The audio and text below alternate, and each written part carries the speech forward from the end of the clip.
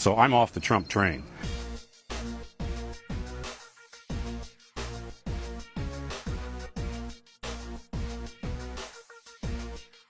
Our farmers are great patriots, and they've done a fantastic job. So our farmers are going to be very well taken care of. You voted for President Trump. You liked his, I remember you saying, you liked his can-do, get-it-done attitude.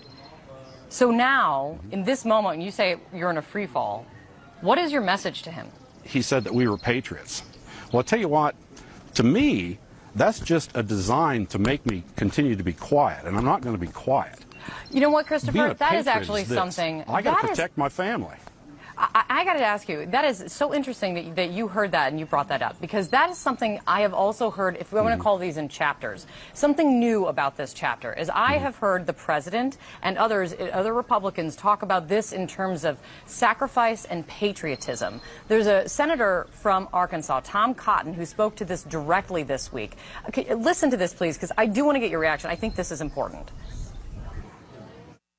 When I'm home in Arkansas, I hear from farmers who are worried about opening up new markets and getting their products to market, but they also understand that China is a serious competitor to the United States and wants to displace us around the world. And they look at the sacrifices that soldiers, sailors, airmen, and Marines make around the world, and they're willing to bear some of those sacrifices in the short term to hopefully in the long term ensure our long-term prosperity and security.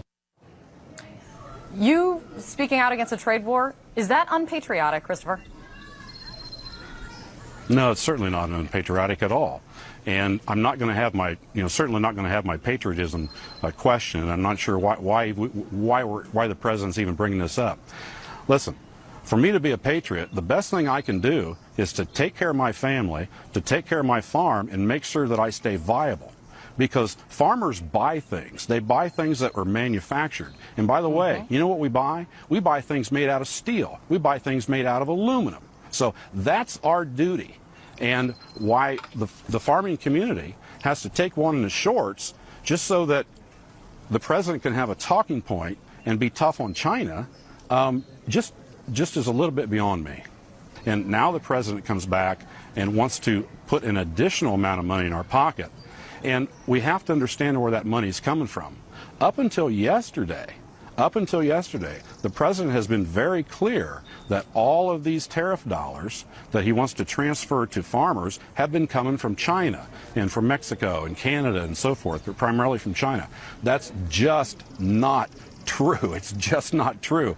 Those monies, those tariff dollars, come directly from American importers, from American companies that hire American workers, that pay American taxes. And when those dollars, when you buy goods from China to send out to U.S. consumers, those companies pay that, and then they turn around and push that out to consumers to pay. So the president might push out more money to farmers, but let's be clear of where it's coming from, and let's let the taxpayer know that it's not coming from China, and they need to know it. And it's appreciated by farmers, for sure, but we would rather have trade. We'd rather have our markets back.